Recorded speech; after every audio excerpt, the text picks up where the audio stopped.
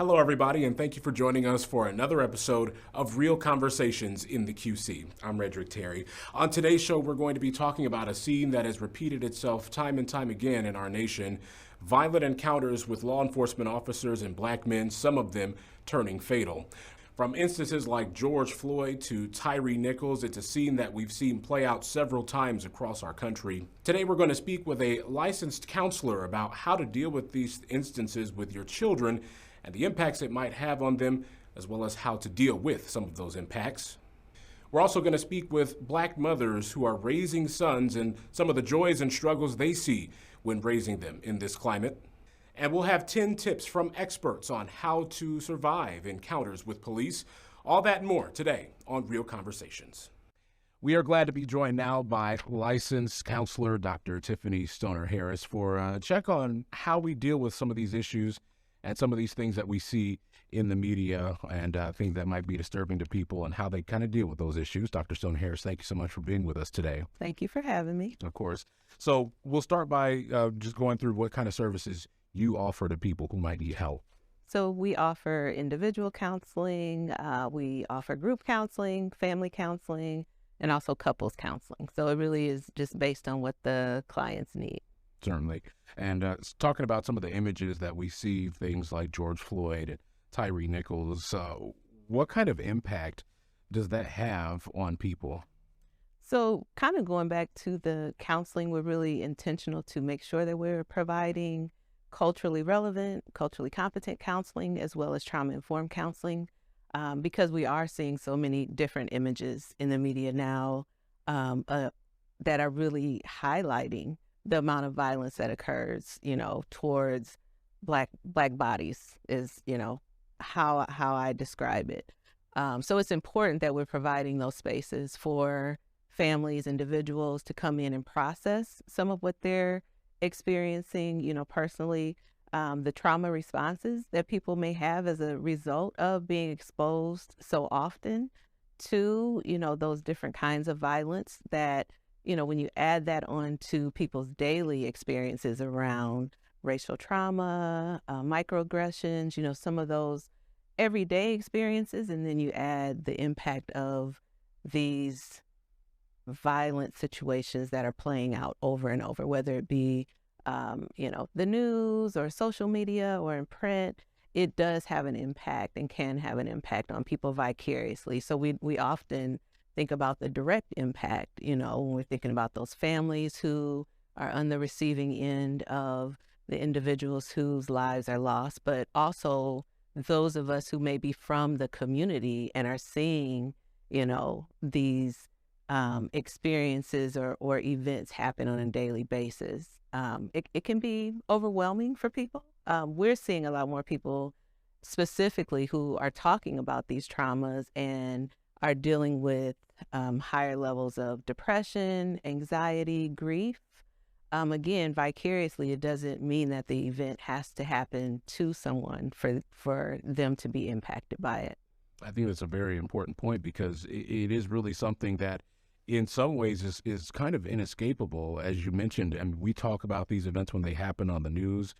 You see it on social media. There are lots of different ways that people can kind of see this thing that could be very traumatic to them. So how do you deal with some of those images that people might see it and that might be a trauma to them to see? So, one thing, we have choice. And so I think it's important for people to remember that you have choice, whether or not you engage.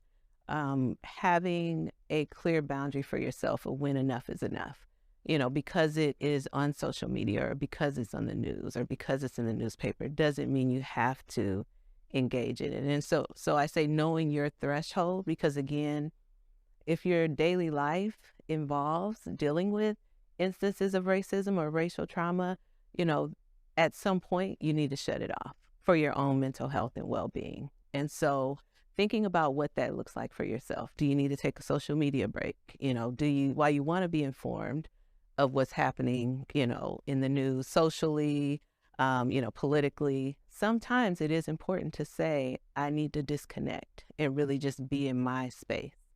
And so reminding ourselves that, that's perfectly okay. And, you don't need anyone's permission to be able to do that. Certainly. From the adult perspective, I think we kind of default to how are the kids receiving these type of messages, and how we can kind of help them kind of unpack and deal with seeing those messages. But what about from a parent's perspective? How should they handle in terms of seeing their child seeing these images and seeing the potential impacts of it? How do they deal with that in order to kind of keep their child on the straight path and not being affected by some of the things that they see? Good question. So, I will go back to the importance of parents taking care of their mental health and wellness and creating those boundaries for self, taking the time to put those self-care practices in place as a parent for yourself first, because if we are not well, it's a lot harder to respond to the needs of your child and even to recognize it. When we're talking about racial violence, racial trauma, we also have to think about generational trauma. And even if it isn't happening currently, ancestrally, we have been exposed to traumas. And so it's important to be aware of that piece as well, so that we can recognize when our children are struggling, and so that we are able to move in a helping phase with our children and not be stuck in our own trauma. And so again, taking the time to take care of self, but then being willing to sit in the conversation with our children, giving them the space, because society doesn't always give them the space, and we need to recognize that and honor that. And then validate what their experience is, without minimizing, without justifying, which is often what happens to Black people and people of color in society, where, we are met with rationalization of violence against us. We're met with minimization of violence against us. And so as parents, really being intentional to not repeat those behaviors with our children, and to hear them, to see them, to validate them, to help them find spaces where they can externalize, where they can learn to self-regulate those emotions. And so thinking about, again, anxiety. Children experience anxiety and depression, just like adults do. And so it may not show up in the same way, it may show up behaviorally. And so as parents, again, knowing our children, being well ourselves to be able to respond effectively to our children's needs, and seeking services. I think we have to normalize help seeking. That may come in our community, that may come through professional counseling services, but knowing when and where, and being okay accepting those services. It doesn't change, I think sometimes we see it as we aren't strong enough, when we're seeking these services. But some things we don't need to be strong for. Some things we need to be willing to, just kind of step out and use those supports. And I would actually say that is a strength, to reach out and use those supports. Absolutely. And that's a very good point as well, because I think this is a topic that when everybody sees it, everybody has a visceral reaction to it, as you would expect them to when you see those types of incidents of violence. I know you're a parent yourself, especially with some of those videos, thinking of the George Floyd video, the Tyre Nichols videos, you hear them calling out for their parents. It's something that no doubt every parent can relate to. What was your reaction seeing those videos? Well, let me just say, I decided specifically with George Floyd to not engage in the videos. So I do read things to help me have an understanding of, what has occurred, the impact, but I'm very intentional, as I'm saying, about protecting my own mental wellness and space, so that I can take care of myself, my family, and the clients that I see. That's a boundary for me. And so, I talk about it. I talk about it with my children, because I want them, and they're adults, but I want them to have a space to, share their thoughts, share their feelings, share those emotions.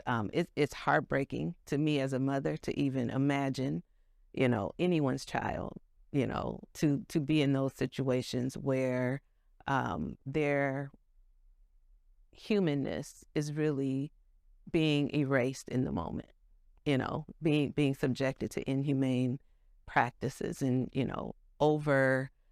I say over policing or excessive use of force in some situations. Those things shouldn't happen. We look to our police, firemen, our service providers as people to protect us. And so it's heartbreaking to see and know about those experiences. And I think it reinforces the importance of communities being safe for one another, when the reality is society isn't always safe. Before you mentioned people seeking help and that being a strength in and of itself to seek help, especially when there has been a stigma attached in some cases to seeking that help. For someone who doesn't know how to get that help but might need it, might feel that they need it, how do they go about getting it? So it depends on what kind of help they want. I know some people are really connected to their religious family, whatever that looks like, different religions. So that could be an option. Also local community mental health centers. I know sometimes people are concerned about insurance and, whether or not they have the insurance to seek services. Reach out for the services. You can look on, if you're trying to look for culturally relevant services. So Psychology Today actually helps people find providers in their community, but they can also look for providers who identify themselves as culturally competent providers. And as we're talking specifically about, racial violence and thinking about how people help seek around that, it is important for mental health providers to be able to be culturally competent in meeting the needs of clients who may be coming in for depression and anxiety, PTSD, trauma that's rooted in this racial violence that's happening in our society. Dr. Stoner Harris, thanks so much for being with us today. We appreciate your time. Thank you for having me. During our conversation with Dr. Stoner Harris, we talked about how parents can help their children deal with seeing some of these instances of violence. Now let's hear from the parents themselves. We're going to hear from 4 different mothers who have children in different age ranges on some of the joys and the struggles of raising young Black boys in today's world. For more on that conversation, here's Jasmine Butler. Today we'll be chatting with a panel of Black mothers to Black sons of various age groups, and I have 4 lovely ladies here with me today. I will have them introduce themselves and state how old their sons are. So we will start with you. My name is Karen Davis. I have a 15-year-old son and a 2-year-old son. My name is Lachelle Guy, and I have a 19-year-old son. Her name is Pamela Morgan, and I have a 23-year-old, a 13-year-old, and a 9-year-old. And my name is Emily Robinson, and I have a 5-month-old.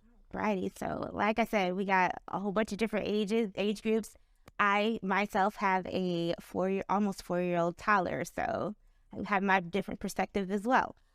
So we'll just jump right into this discussion. So what is your biggest concern and safety about raising Black sons in today's society? And whoever wants to start. I'll start with you, Emily. I would say my biggest concern is his safety, wanting to make sure that he's okay. And we see so much out there with violence and activity that goes on that you just don't want that for your child. I just want him to be safe and be able to navigate the world. And I want to be able to help him, to give him those tools to be able to navigate this world as we go. I would definitely agree, since, I have a toddler, a step up from you. So just giving, you have to install the right things that he should do and what he shouldn't do at a very, very young age already, even in preschool. So just making sure that he knows how to navigate being a Black boy and, graduating to become a Black young man soon. I would definitely agree with that. And just along with the safety, just the profiling that comes along with the fact that he is a Black boy. The judgments that come along with him being a Black boy, him just not having a fair chance out here in the world outside of my home, and the things that can affect him with other people and how they're going to treat him just because he is a Black boy. And Pamela, you have like different stages. Like you had to, when you had your youngest, you were junior high school, elementary, having those, different thoughts of how he should navigate. So Yeah. how hard was that?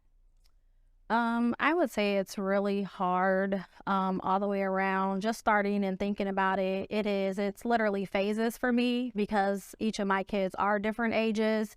Off top, just my oldest, not only did he have the fact that he was a Black kid, he's a product of a teen mom. So off of that alone, I've always preached to him just the judgment that's going to come along with that. And then from that, we went into the steps of him being a Black boy. And then from that, it went into the steps of other things that comes along with that.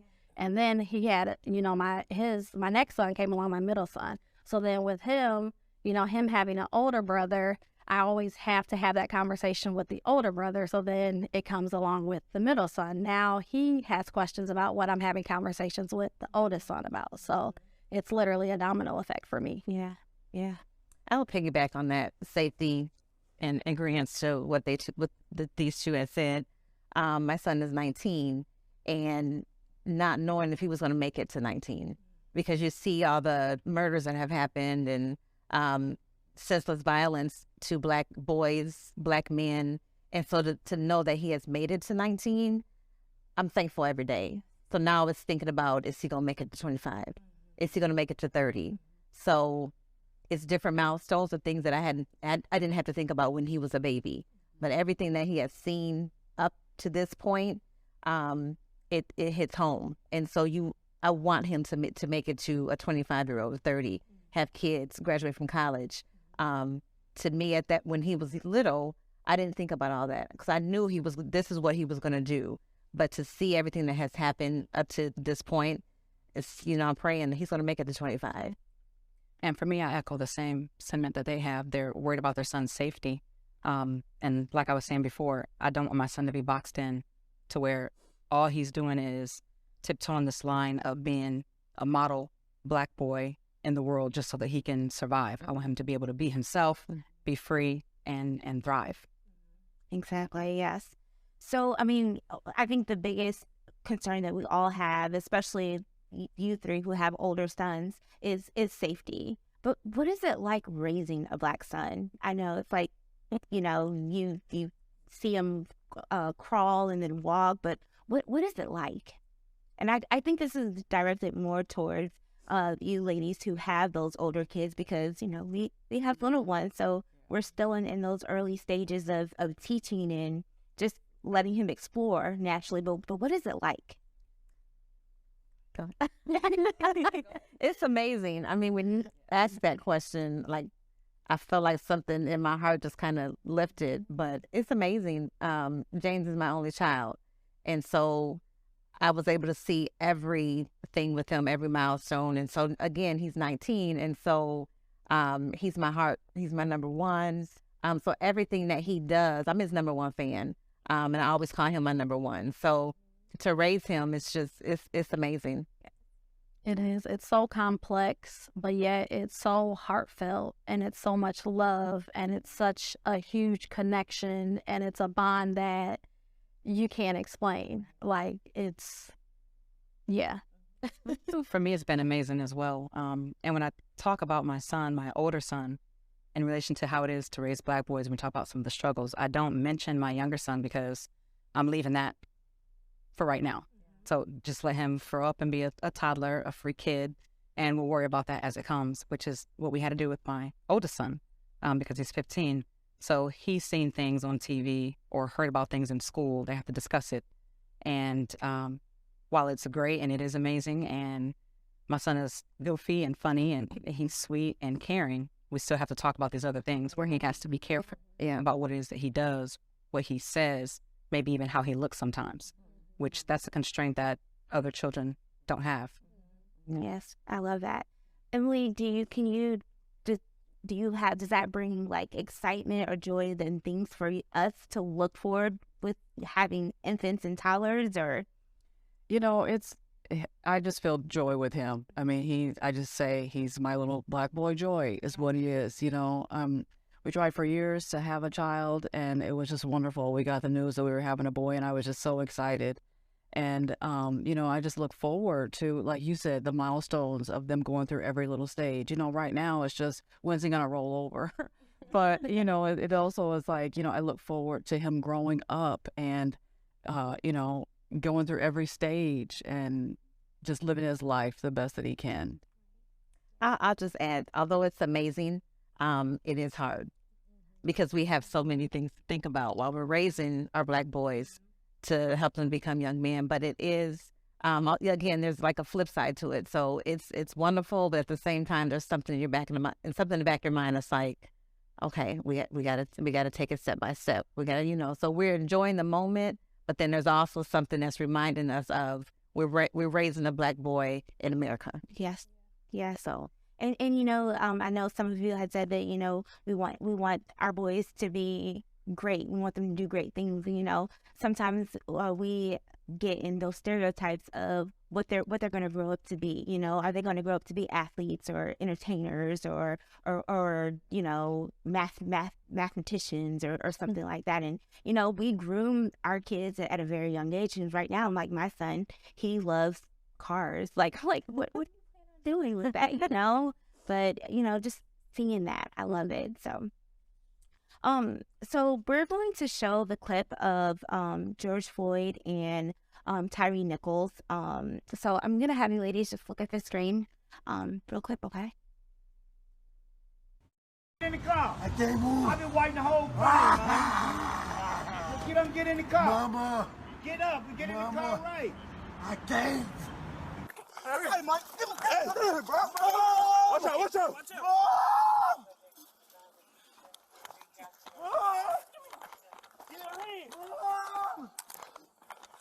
Mom! Hey.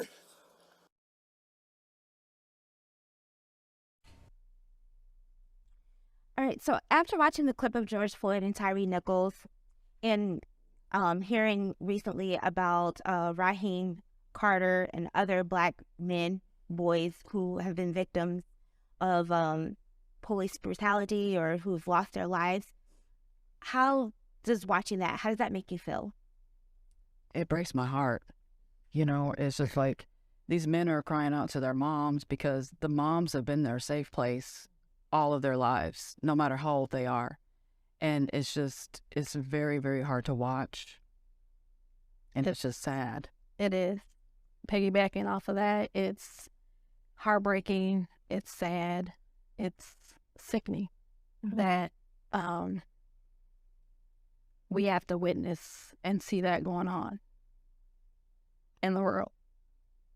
For me, it's also infuriating that this is allowed to happen over and over. And it seems like sometimes there's not much you can do to combat it. You know, people say comply, but we've also seen where people comply and it still doesn't work out for them. So it's trying to figure out, what do you teach your child to do in that situation to where they're going to come home and you're not going to see clips of them on TV. So it's pretty sad.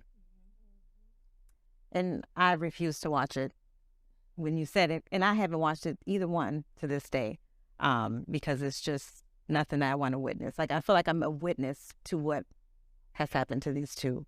And so I just put my head down because I still to this day have not been able to bring myself to watch it. You know, during each of these murders, people share, and I can't even bring myself to even be that one. And I always question why you're sharing it, you know, but to hear them call out for their mothers, that's something different. That hits different. Right. And it's emotional, but I refuse to watch either one. And I can relate to that because when George Floyd, that was all over the media, I was not a mother at the time. So I watched it, but, you know, it's a different perspective when you are a mother. So with Tyre Nichols, I refused to watch it as well. This was my first time seeing it, just because it could easily be one of our boys calling out for, us, Yeah. So I totally relate. how does your reaction reflect your home? How do you express your reaction to your sons after watching the clip? I encourage my 15-year-old, obviously, not to watch it. You know, if people are sharing it, just try to scroll past it because it's not something that you can unsee, obviously. And I think that in itself, seeing these images over and over can have a long-lasting effect. And so I just encourage him not to watch it, and we talk about it, and that's what I feel we can do. That's it for us.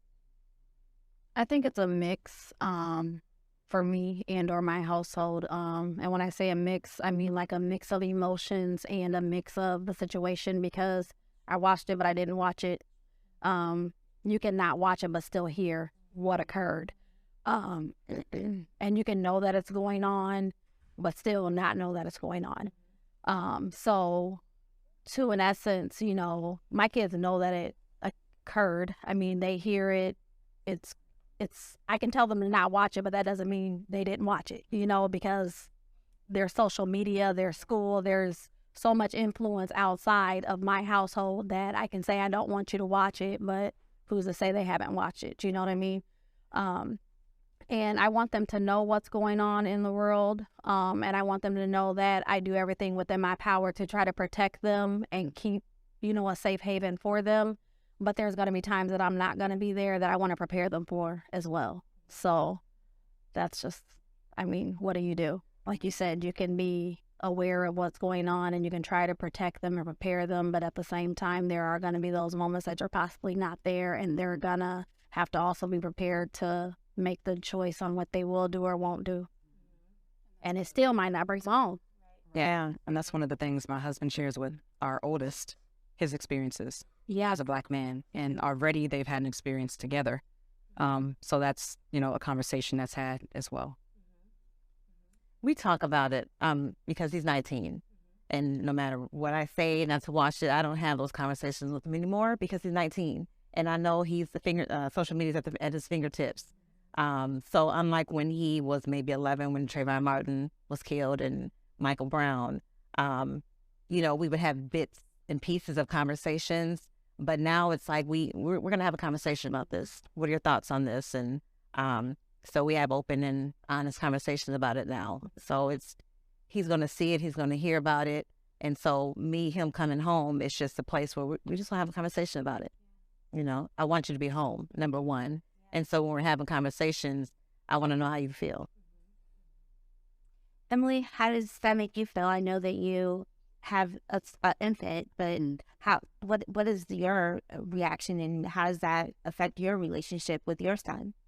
I think it's definitely, you know, when he gets old enough to have those conversations, to have utilize it as a teaching moment.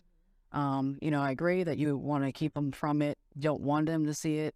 You know, but it's like you said, they're going to get to that point where they're going to see it regardless. And so it's all about educating them, talking to them, keeping it at the forefront kind of over and over again so that they know how to prepare and know what to do. We literally kind of have to utilize it as tools for examples of, you know, this is how you will be safe, you know, but you have to watch this first in order to be safe, to protect yourself. So, what do you guys think the reaction of George Floyd and Tyre Nichols is to our community? We're tired of it. I mean, just gonna put it out there. But I think we've become desensitized to it, unfortunately. It's like any other video that we may have seen, like I mentioned Trayvon Martin and Michael Brown. But it doesn't make it any easier. It's just like, you know, it's sickening. But I think that we can't get around the fact that it's also traumatizing. So that those are triggers. We go back to what happened again in 2014, I believe, when Trayvon Martin was killed. So that's always there, and it takes us back to that place, you know, of anger, being upset, you know, but it creates trauma, unnecessary trauma that we have to live with and live through year by year, day by day, when we see another senseless murder of a innocent black man. Yeah. it does kind of, and you know, you don't want to say it, but it's like it's a part of the norm now. Like I know when we were having outside discussions about it, it's like, oh, what was his name?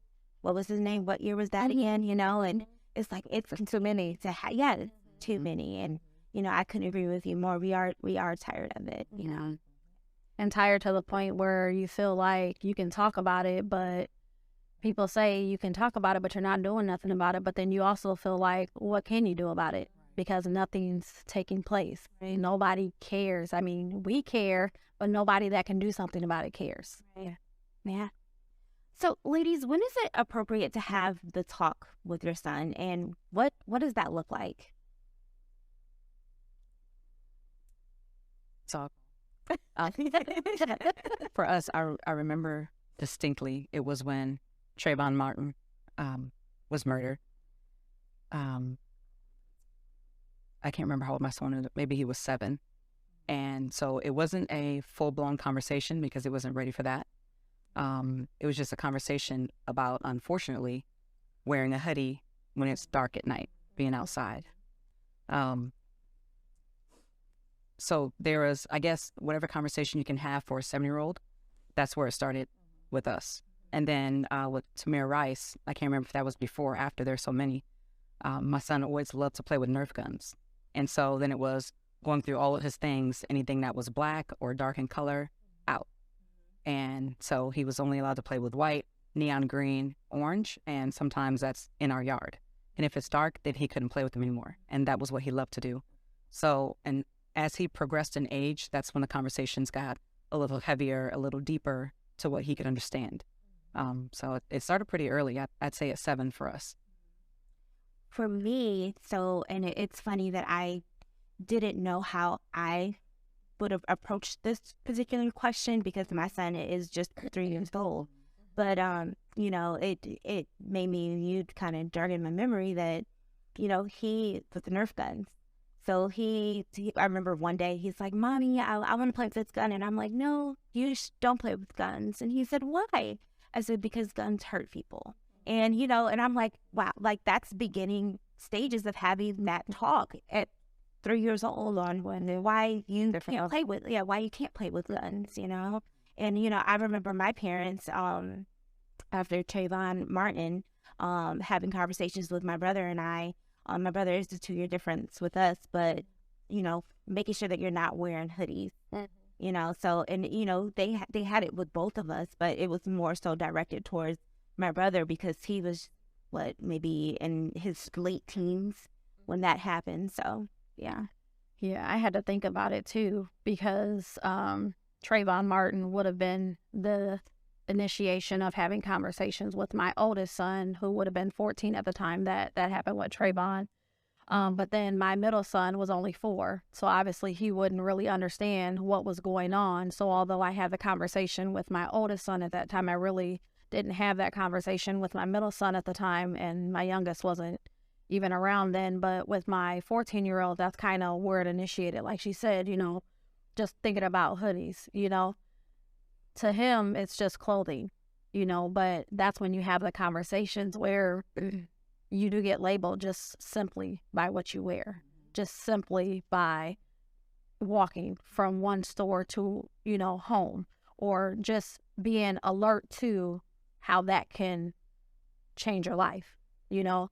For Trayvon, he was simply walking to the store. For my son, he could be walking down the street or walking to school, you know, and that could literally change his life. So it started with the hoodie there, and then like with my youngest son, all of this stuff is past tense. It's already happened, but it's just you paying attention to little things that they do. They're simply playing, and you want them to stay kids. You don't want them to have to be fearful of certain things, but you do want them to be alert and understand that how just certain things that they think is really innocent, it's not.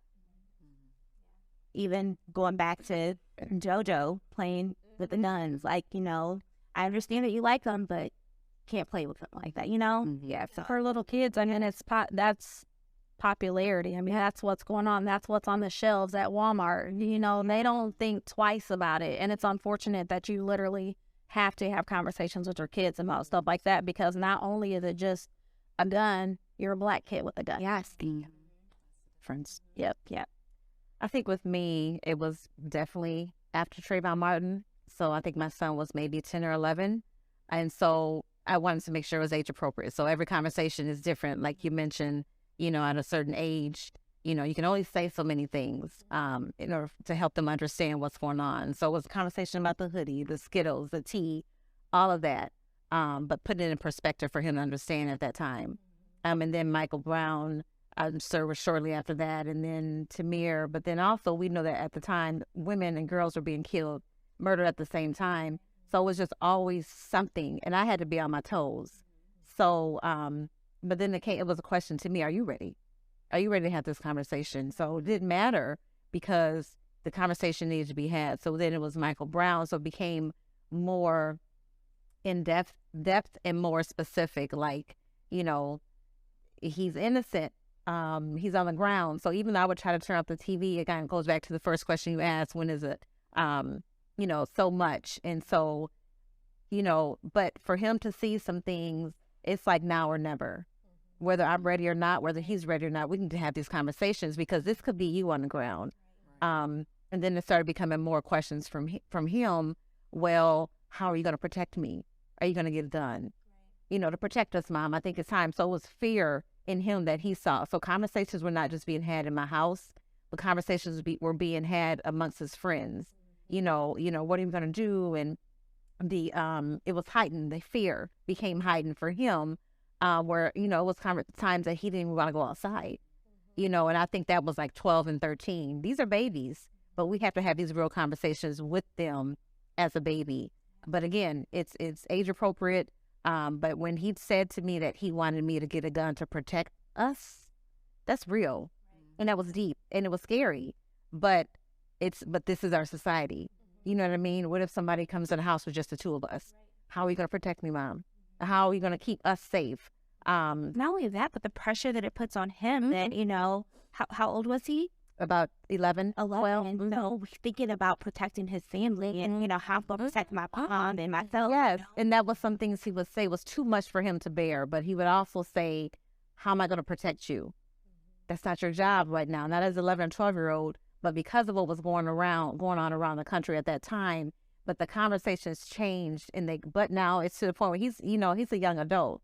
But that time was 11 and 12 after Trayvon Martin. But I wasn't ready, but I had to get ready because it was that time, regardless. So yeah. Emily, you know, I honestly haven't thought about it much, but I know it's going to be something that's going to have to be talked about when the time does come. You know, and it's going to be a whole family affair. Me and him and his father sitting down and talking about it. And I think, you know, his father will be able to share his stories of what he went through. And, you know, we were kind of thinking just when I was preparing for this, you know, when do we start having that conversation? We hadn't even thought about it, you know. And it's kind of like probably when he's young, though, you know, 9 or 10, when you bring up the example of the guns and just playing that innocence. But you still have to let them know, you know, the importance of it, you know, educating them along the way. Yeah. And I think the question of why for our boys, I'm sure we've heard it, you know, why did this happen? Sometimes you go away from, well, because he, you know, was in the wrong place at the wrong time. At this point, the answers are because he was Black. Because he's Black. You know, you can't skirt around the issue and say, well, because he didn't listen to a request from a police officer, this is and that. No, because at the end of the day, he was Black. And so again, that's the real conversation that we have, and we can't go around the real issue. Yeah. So I mean, and even to piggyback with that, we have events that show that, you know, it's just because he was Black with the gentleman in Georgia who was just running, you know, and then again, circle back to Raheem Carter, who was working, you know. he wasn't doing anything that he wasn't supposed to be doing, but he was in a different location working, you know. Yeah. So, and I think those conversations that we have, whenever that right time was for each of us and for our babies, we also have to keep in mind that those are trauma creating events.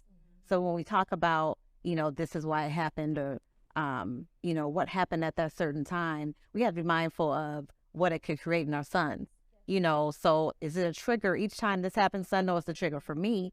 So I cannot not think that it's not a trigger for him. And so when these triggers are occurring, what are we doing to protect our boys in that moment? What are we doing to have discussions with our boys in that moment? Because we know those triggers recreate trauma.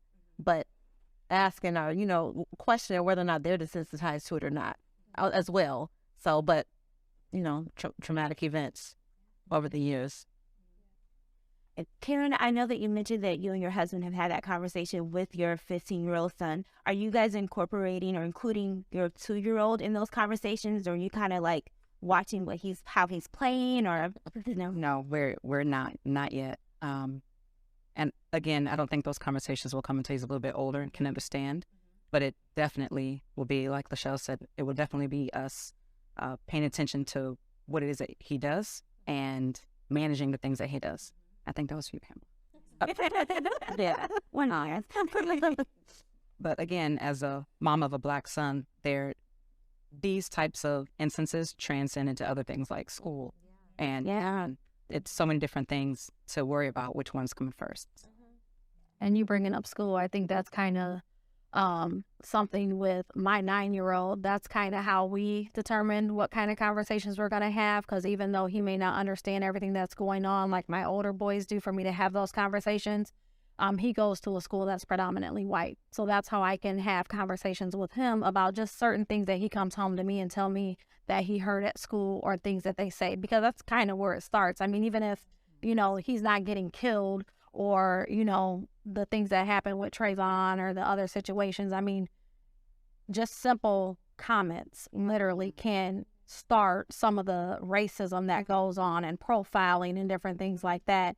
And you have to be real and honest with your kids for them to be alert to those type of conversation and those things too, so that they can prepare themselves and be ready to handle those type of situations, because how they react to it is going to ultimately affect them as they grow up and go through life too. And that's what you want to prepare them for also. Yes, I love that. I love that. Thank you for adding that in. That's So we never stop worrying as mothers, right? Ever. So what are some things that you guys do for self-care? Not enough, clearly. Oh, that's a thought. I just recently started doing yoga. I can say that. But I'm in a class right now, and it's about trauma-informed care. And so one of the questions was, what do you do for self-care? How often? And it breaks it down day by day, week, month, and year. And I was only able to put down one thing, and that was take a trip with my girlfriend, my best friend, once a year. That's pretty sad. So I couldn't mention anything what I do during the day, what I do weekly or monthly or quarterly. But it just says that me personally, I don't do enough to take care of myself or focusing on myself. But I did just recently start doing yoga. Funny that you brought that up, the yearly trip, because obviously I've been a mom for a very long time, over half my life.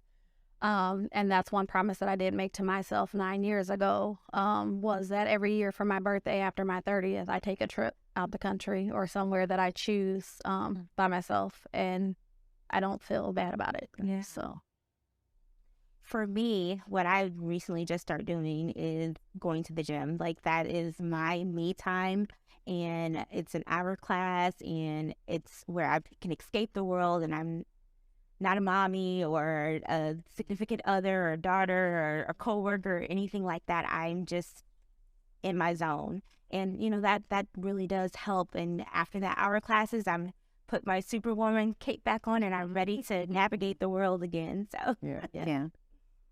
I don't think we do enough, because we're hesitating on what do we do? What is self-care?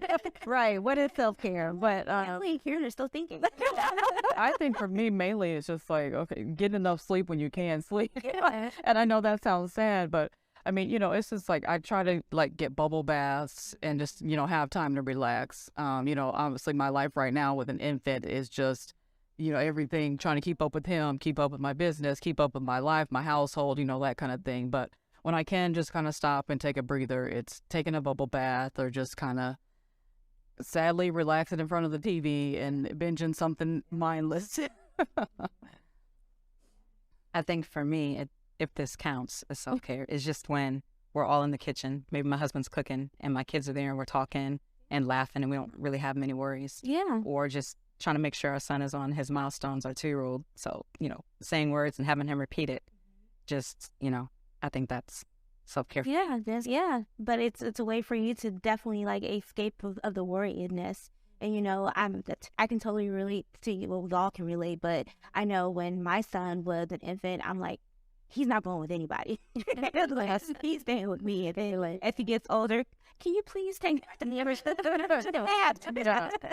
But yeah, that just shows that we never ever ever stop worrying. So, And it is the little things, but I think what you said, does it count? I think we can define our own method or definitions of what it is to experience self-care. So, I thought about it too when you said taking a bubble bath or a nap, or sitting down and binge watching, because I did that the other day. I watched a women's basketball game and sat there for 2 hours. I didn't want to do anything, but thinking about it, that was my definition of self-care, because it was all about me. But it could also be about your family too. If you enjoy that, that's your definition of self-care. absolutely, yeah, absolutely. So, ladies, we want our little boys to stay little forever, but unfortunately, they do grow up. So, describe to me that connection you have with your son. I'll go first. Just from birth to now, just the way that he looks at me and how he grabs my face, it's like I'm the most important woman in his life. And I know that it's going to change one day, but I'm the most important, most beautiful woman ever, and I can do nothing wrong. And it's mesmerizing. It is. I agree with that too, because as much as I am tired all the time, and I'm kind of like, okay, boy, I need you to sleep. That 4-month sleep regression. It's like, oh my goodness.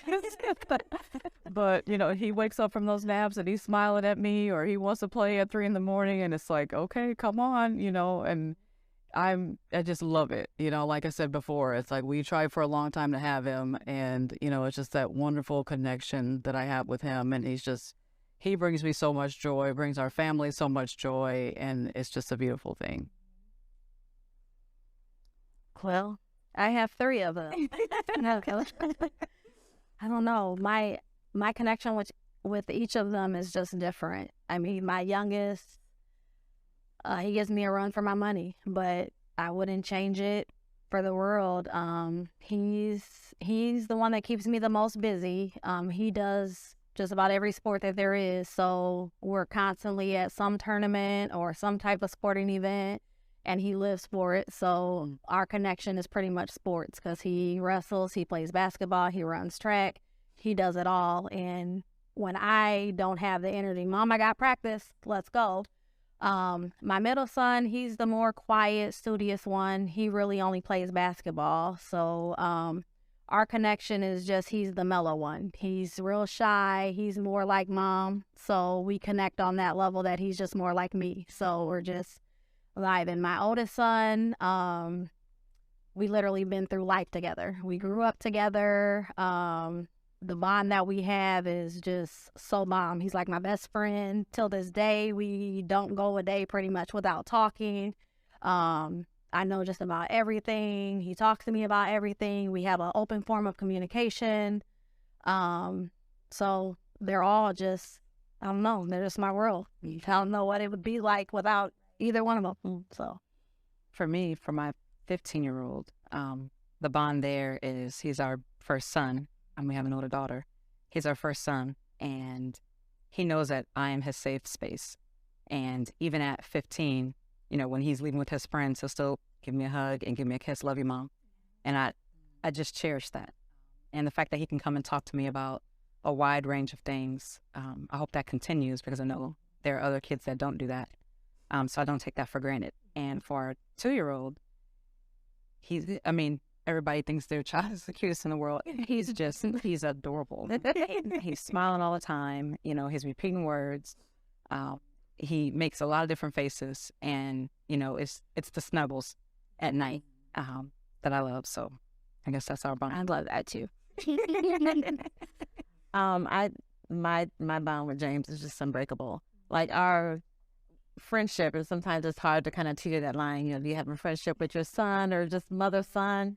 But we're just like this. And, he knows that the door is always open. We have a great form of communication. That's been like that since he was a baby. Or a toddler. He wasn't talking. But, yeah, I would say like a toddler. But we talk about any and everything. And I mean any and everything. And so he knows that he can always come to me, regardless. And I always have to let him know, no matter how old you are, you can always still have a place to come. And again, I think you mentioned safe space for our boys, but everybody who knows me knows that I'm all about James, and he knows that he's just my number one, and I've always referred to him as that, my number one.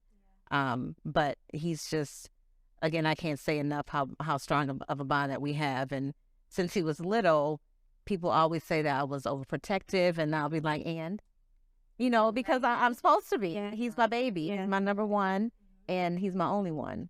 And so, and I think I was overprotective to a point, but I think that some people describe that as being negative. But we want to protect our kids. We want to a certain extent, shelter them because of what's going on in the world today. But we also know we have to let them spread their wings. But our bond is just unbreakable. So I love him to death. And he knows that I will go to war for him.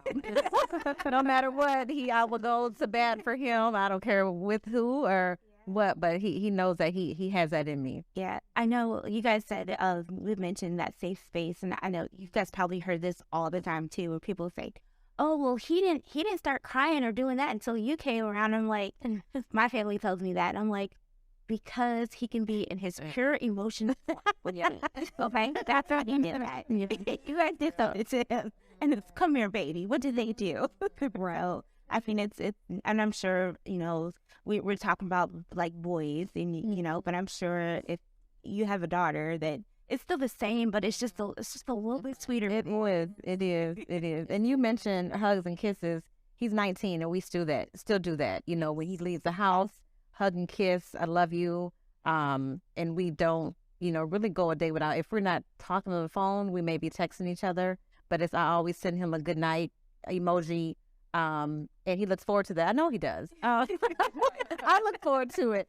But that's just the bond that we have. And so he looks forward to it. I look forward to it every night. But it is those little things. Yeah. I think it's important for boys to be loved, though. Yes. I mean, they talk about girls and how their dad should love on them so that they don't let men. But I think it's very important that people talk about boys being loved, too. Properly. Yep. Yes.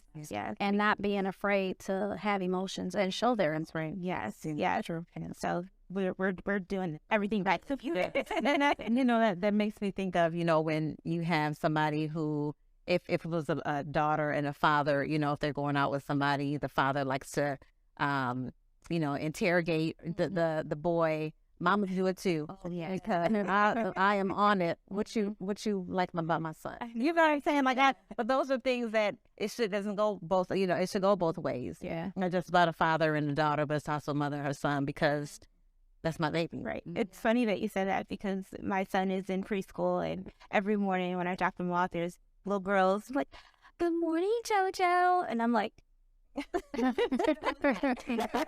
already.